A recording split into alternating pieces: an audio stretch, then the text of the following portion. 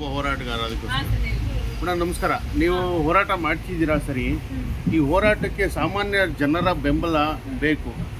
ಆ ಬೆಂಬಲದಲ್ಲಿ ಅತಿ ಹೆಚ್ಚಿನದಾಗಿ ಗ್ರಾಮೀಣ ಜನ ಇವತ್ತು ಮಕ್ಕಳನ್ನು ಸರ್ಕಾರಿ ಶಾಲೆಗಳಿಗೆ ಸೇರಿಸ್ತಾ ಇಲ್ಲ. ಅದಕ್ಕೆ ನಿಮಗೆ ಗೊತ್ತಿದೆಯಾ ಕಾರಣ ಏನಾದರೂ? ಹಾಂ ಸರ್, ಇವಾಗ ಎಷ್ಟೊಂದು ಕಡೆ ಸರ್ಕಾರಗಳು ಹೇಳ್ತಿರೋದೇನೆ ಸರ್ಕಾರಿ ಶಾಲೆಗೆ ಮಕ್ಕಳು ಬರಲ್ಲ, ಪೇರೆಂಟ್ಸ್ ಕಳ್ಸಲ್ಲ ಅಂತೇಳಿ. ಇದಕ್ಕೆ ನಾವು ಮತ್ತೆ ಮರು ಪ್ರಶ್ನೆ ಮಾಡ್ತೀವಿ, ಯಾಕೆ ಸರ್ಕಾರಿ ಶಾಲೆಗಳಿಗೆ ಮಕ್ಕಳು ಬರ್ತಿಲ್ಲ ಅಂತ. ಹಾಗಾದ್ರೆ ಈ ವಿದ್ಯಾಸಂಸ್ಥೆಗಳನ್ನ ನಡೆಸ್ತಾರೋ MP ಗಳಾಗಿರ್ಬೋದು, MLA ಗಳಾಗಿರ್ಬೋದು, ಅವರ ಬಗ್ಗೆ ನೀವು ಹೋರಾಟ ಯಾಕೆ ಮಾಡಲ್ಲ? ಅವರು ಯಾಕೆ? ನೀವು ಹೇಳಿದ ಪ್ರಶ್ನೆ ಫಸ್ಟ್ ಉತ್ತರ ಕೊಡ್ತಾರೆ. ಈ ಸರ್ಕಾರಿ ಶಾಲೆಗಳಿಗೆ ಬರ್ತಿಲ್ಲ ಅನ್ನೋ ಪ್ರಶ್ನೆಗೆ ಸರ್, ಫಸ್ಟ್ ಆಫ್ ಆಲ್ ಇದನ್ನ ಪೇರೆಂಟ್ಸ್ ತಲೆ ಮೇಲೆ ಏನು ಗೂಬೆ ತೋರಿಸ್ತಾ ಇದ್ದಾರೆ, ಇದನ್ನ ಯಾವುದಕ್ಕೂ ಒಪ್ಪಲ್ಲ. ಯಾಕಂತ ಹೇಳಿದ್ರೆ ಸರ್ಕಾರಿ ಶಾಲೆಗಳು ಆ ಮಟ್ಟಿಗೆ ಇವತ್ತು ಫೆಸಿಲಿಟೀಸ್ ಆಗಲಿ, ಗುಣಮಟ್ಟ ಆಗಲಿ ಉಳಿಸ್ಕೊಂಡಿಲ್ಲ. ಬಹಳಷ್ಟು ಶಾಲೆಗಳು ಕೆಲವು ಉಳಿಸ್ಕೊಂಡಿದೆ, ನಾನು ಅದ್ರ ಬಗ್ಗೆ ಪ್ರಶ್ನೆ ಇಲ್ಲ. ಆದರೆ ಬಹಳಷ್ಟು ಶಾಲೆಗಳು ಈವನ್ ಸರ್ಕಾರಿ ಅಂಕಿಅಂಶ ತಗೊಂಡ್ರು 7,000 ಶಾಲೆಗಳಲ್ಲಿ ಹತ್ತತ್ರ ಒಬ್ಬರೇ ಟೀಚರ್ ಇದ್ದಾರೆ, ಸಿಂಗಲ್ ಟೀಚರ್, ಏಕೋಪಾಧ್ಯಾಯ ಶಾಲೆಗಳು. ಸಾವಿರಾರು ಶಾಲೆಗಳಲ್ಲಿ ಹೆಣ್ಮಕ್ಳು ಇರುವಂತ ಶಾಲೆಗಳಲ್ಲೂ ಟಾಯ್ಲೆಟ್ಸ್ ಇಲ್ಲ. ಗಂಡು ಮಕ್ಳು ಇರುವಂತ 2,000ಕ್ಕಿಂತ ಹೆಚ್ಚು ಶಾಲೆಗಳಲ್ಲಿ ಟಾಯ್ಲೆಟ್ಸ್ ಇಲ್ಲವೇ ಇಲ್ಲ. ಇನ್ನು 21,000 ಶಾಲಾ ಕಟ್ಟಡಗಳು ಆಲ್ಮೋಸ್ಟ್ ಹಾಳಾಗಿದ್ದಾವೆ. ಈ ತರ ಪರಿಸ್ಥಿತಿ ಇದೆ. ಇನ್ನೊಂದ್ ಕಡೆ ಕ್ವಾಲಿಟಿ ಉಳಿಸ್ಕೊಂಡಿಲ್ಲ, ಟೀಚರ್ಸ್ ಆಗಲಿ ಇವತ್ತು ಸ್ಕಿಲ್ ಇಲ್ಲ ಅಂತ ಹೇಳ್ತಾರೆ. ಇನ್ನು ಬೇರೆ ಬೇರೆ ರೀಸನ್ಸ್ ಇಂದ ಇವತ್ತು ಇನ್ಫ್ರಾಸ್ಟ್ರಕ್ಚರ್ ಇತ್ಯಾದಿ ಹಲವಾರು ಸಮಸ್ಯೆಗಳಿಂದ ಸರ್ಕಾರಿ ಶಾಲೆ ಗುಣಮಟ್ಟ ಬಿದ್ದೋಗ್ತಾ ಇದೆ. ಇದು ಏನೋ ಗೊತ್ತಿಲ್ಲದೆ ಆಗೋಗಿರೋದಲ್ಲ, ಬದಲಾಗಿದು ಮಾಡ್ತಾ ಇರೋದು. ಇದು ಎಲ್ಲರಿಗೂ ಗೊತ್ತಿರುವಂತ ವಿಚಾರನೆ. ಆದ್ರೆ ನಾನು ಕೇಳಿದ್ದು ಅಲ್ಲ, ನಾನೀಗ ನೀವು ಕೇಳಿದ್ದಕ್ಕೆ ನಾನು ಒಬ್ಬ ಪತ್ರಿಕಾ ವಿತರಕನ ಹೋರಾಟದ ರಾಜ್ಯಾಧ್ಯಕ್ಷನಾಗಿ ನಾನು ಹೋರಾಟ ಮಾಡ್ತಿದ್ದೀನಿ. ನೀವು ಹೇಗೆ ನೀವು ವಿದ್ಯಾರ್ಥಿಗಳಾಗಿ ನೀವು ಪತ್ರಿಕೆಗಳನ್ನು ನೀವು ಹೇಗೆ ಕೊಂಡುಕೊಳ್ಳಲ್ಲ, ಪತ್ರಿಕೆಗಳನ್ನು ಓದೋದಿಲ್ಲ, ಅದ್ರ ಬಗ್ಗೆ ಕೂಡ ನಾವು ಧ್ವನಿ ಎತ್ತುತ್ತಾ ಇದ್ದೀವಿ. ಜನಸಾಮಾನ್ಯರು ಇವಾಗ ಏನಾಗಿದೆ, ಬರೀ ಮಕ್ಕಳನ್ನು ಒಂದು ಪತ್ರಿಕೆ ಹಾಕೋದಕ್ಕೆ ಕಳಿಸಲ್ಲ.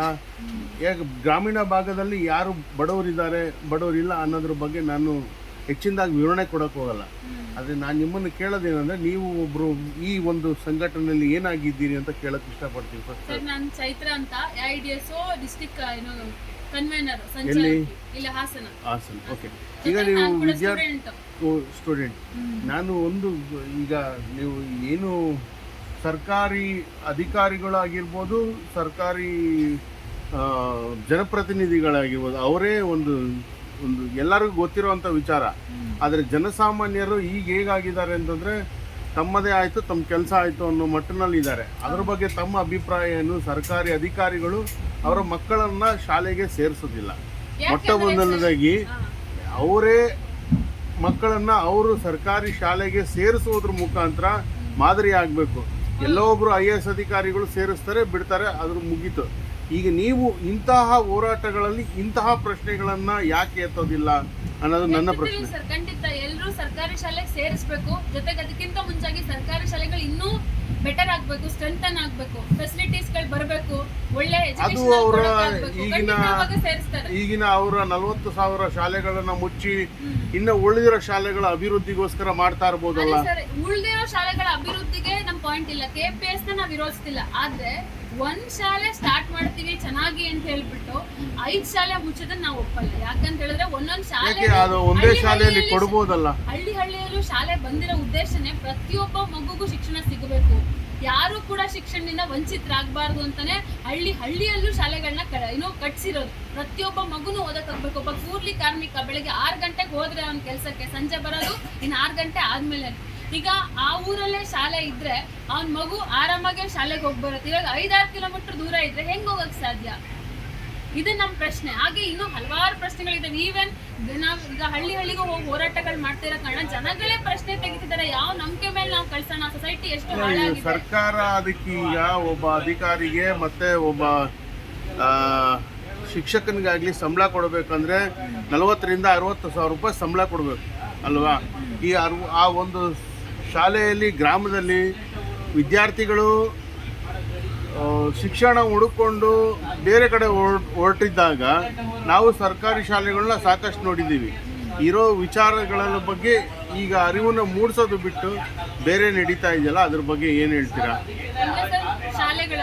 ಹೌದು, ಇಲ್ಲ, ನಾನು ಜನರಲ್ಲ ಕೇಳ್ತಾ ಇದ್ದೀನಿ. ನಾನು ನಿಮ್ಮನ್ನ ಸರ್ಕಾರಿ ಶಾಲೆಗಳಲ್ಲಿ ಈಗ ಎಲ್ಲೋ ಈಗ ಒಂದು ಜಿಲ್ಲೆಗೆ ಒಂದು ಶಾಲೆ ಅಂತ ಮಾಡಬೇಕಂತ ಹೇಳ್ತೀರಾ ನೀವು, ಅಥವಾ ಒಂದು ತಾಲೂಕಿಗೆ ಒಂದು ಶಾಲೆ ಮಾಡಬೇಕು ಅಂತೀರಾ, ಅಥವಾ ಪ್ರತಿ ಗ್ರಾಮದಲ್ಲೂ ಶಾಲೆ ಇರಬೇಕು ಅಂತೀರಾ? ಪ್ರತಿ ಗ್ರಾಮದಲ್ಲೂ ಶಾಲೆ ಆಲ್ರೆಡಿ ಇದಾವೆ ಸರ್, ಅವುಗಳನ್ನ ಇನ್ನೂ ಬಲಪಡಿಸಿ ಅಂತ ಕೇಳ್ತೀವಿ. ಅಷ್ಟೇ ನಮ್ಮ ಡಿಮ್ಯಾಂಡು. ಅವುಗಳನ್ನ ಸ್ಟ್ರೆಂಥನ್ ಮಾಡಿ, ಅವುಗಳನ್ನ ಚೆನ್ನಾಗಿ ಇನ್ನೂ ಫೆಸಿಲಿಟಿ ಕೊಡಿ, ಕ್ವಾಲಿಟಿ ಎಜುಕೇಶನ್ ಎನ್ಶೋರ್ ಮಾಡಿ ಗೌರ್ಮೆಂಟ್ ಸ್ಕೂಲ್ಗಳಲ್ಲಿ ಅಂತೇಳಿ. ಸರ್, ಇಲ್ಲಿ ನಾವು ಅರ್ಥ ಮಾಡ್ಕೋಬೇಕು, ಸರ್ಕಾರಕ್ಕೆ ನಿಜವಾಗ್ಲೂ ಕಾಳಜಿ ಇದ್ದಿದ್ರೆ ಕೂಲಿ ಕಾರ್ಮಿಕರ ಮಕ್ಕಳು ಎಲ್ಲರೂ ಇಂಜಿನಿಯರ್ಸ್ ಆಗಬೇಕು, ಡಾಕ್ಟರ್ಸ್ ಆಗಬೇಕು, ಅವ್ರು ಹೆಚ್ಚು ಓದಬೇಕು ಅಂದ್ರೆ ಸರ್ಕಾರಿ ಹಾಗಾದ್ರೆ ಶಾಲೆ ಈಗ ಸ್ವಾಮೀಜಿಗಳು ಆಗಿದ್ದಂಥವರು ಈಗ ನಿಮ್ಮದೇ ಆಸನದಲ್ಲಿ ಒಂದು ನಾನು ಮುಖ್ಯವಾಗಿ ಕೇಳ್ಬಿಡ್ತೀನಿ, ನಿಮ್ಮದೇ ಒಂದು ಬಲಿಷ್ಠಿತ ಸಮುದಾಯದ ಒಂದು ಸ್ವಾಮೀಜಿಗಳು ಒಂದು ಶಾಲೆಗಳನ್ನ ನಡೆಸ್ತಾರೆ. ಅಲ್ಲಿಯ ಶಿಕ್ಷಣ ವ್ಯವಸ್ಥೆಗಳ ಬಗ್ಗೆ ಲಕ್ಷಾಂತರ ರೂಪಾಯಿ ಡೊನೇಷನ್ ತಗೊಂಡು ಶಾಲೆ ನಡೆಸ್ತಾ ಇದ್ದಾರೆ. ಅದ್ರ ಬಗ್ಗೆ ನೀವೇನು ಹೇಳ್ತೀರಿ? ಯಾರು ಅಂತ ನಾನು ಹೆಸರು ಹೇಳಕ್ ಇಷ್ಟಪಡೋದಿಲ್ಲ, ನಾನು ನೇರವಾಗಿ ಹೇಳ್ತಾ ಇದ್ದೀನಿ. ಈಗ ಹಂಗೆ ನೇರವಾಗಿ ಹೇಳಿದ್ರೆ ನಮಗೆ ನೀವು ಯಾರ ಬಗ್ಗೆ ಹೇಳಿದ್ರೆ ಗೊತ್ತಿಲ್ಲ, ನಾನು ಜನರಲ್ ಆಗಿ ಹೇಳ್ತಾ ಇದ್ದೀನಿ. ಸರ್, ಆ ಥರ ಲಕ್ಷಾಂತರ ರೂಪಾಯಿ ತಗೊಂಡು ಏನು ಶಿಕ್ಷಣ ಕೊಡಕ್ ಹೊರಟಿದ್ದಾರೆ. ನಾವು ಹೇಳೋದು ಯಾವತ್ತೂ ಶಿಕ್ಷಣ ಅದ್ರ ಬಗ್ಗೆ ವಿರೋಧ ಮಾಡ್ಬೋದಲ್ಲ? ಫಸ್ಟ್ ನಮ್ಮ ಶಾಲೆಗಳನ್ನ ಉಳಿಸ್ಕೊಳ್ಳೋಣ. ಖಂಡಿತ ನಾವು ಯಾವತ್ತೂ ಈ ಕಮರ್ಷಿಯಲೈಸ್ ಮಾಡೋದನ್ನ ಅಂದ್ರೆ ದುಡ್ಡುಗೋಸ್ಕರ ಶಿಕ್ಷಣ ಕೊಡೋದನ್ನ ಯಾವತ್ತೂ ಒಪ್ಪಲ್ಲ. ಶಿಕ್ಷಣ ಅಂದ್ರೆ ಅದೊಂದು ಸರ್ವಿಸ್, ಸೇವೆಯಾಗಿ ಉಳಿಬೇಕು. ಅದಕ್ಕೋಸ್ಕರ ಸ್ಯಾಕ್ರಿಫೈಸ್ ಮಾಡಿರೋದು. ನಾನು ಜನರಲ್ ಟಾಪಿಕ್ ಮಾತಾಡ್ತೀನಿ ಆಗಿದೆ ಅಷ್ಟೇ. ಅದಕ್ಕೆ ನಾವು ಅದನ್ನ ವಿರೋಧಿಸ್ತೀವಿ ಸರ್. ಯಾವುದೇ ಶಿಕ್ಷಣ, ಅದರಲ್ಲೂ ಪ್ರೈಮರಿ ಎಜುಕೇಶನ್ ಅಂತೂ ಫ್ರೀಯಾಗಿ ಸಿಗ್ಬೇಕನ್ನೋದೇ ನಮ್ಮ ಡಿಮ್ಯಾಂಡ್. ಬಟ್ ಕೆಲವೊಂದು ಶಿಕ್ಷಣ ಸಂಸ್ಥೆಗಳು ಮಿನಿಮಮ್ ಫೀಸ್ ಇಟ್ಟು ಕ್ವಾಲಿಟಿ ಎಜುಕೇಶನ್ ಎನ್ಶೂರ್ ಮಾಡೋದಕ್ಕೆ ಬಂದರೆ ಅದಕ್ಕೆ ನಮ್ಗೆ ಪ್ರೋತ್ಸಾಹ ಇದೆ. ಯಾಕಂತ ಹೇಳಿದ್ರೆ ಅವರು ಸ್ವಂತ ಒಂದು ಇಂಟ್ರೆಸ್ಟಿಂದ ಬಂದು ಮಕ್ಕಳಿಗೆ ಶಿಕ್ಷಣ ಕೊಡ್ಬೇಕಂತ ಹೇಳಿದ್ರೆ ಅದರಲ್ಲೇನೂ ನಮ್ಗೆ ಪಾಯಿಂಟ್ ಇಲ್ಲ. ಲಕ್ಷಾಂತರ ರೂಪಾಯಿ ಡೊನೇಷನ್ ಇಟ್ಟು ದುಡ್ಡುಗೋಸ್ಕರ, ಲಾಭಕ್ಕೋಸ್ಕರ ಶಿಕ್ಷಣ ಕೊಡೋಕೆ ಬರ್ತಾರಲ್ಲ, ಅದು ನಾವು ಒಪ್ಪಲ್ಲ. Thank you madam. ಸಾರಿ.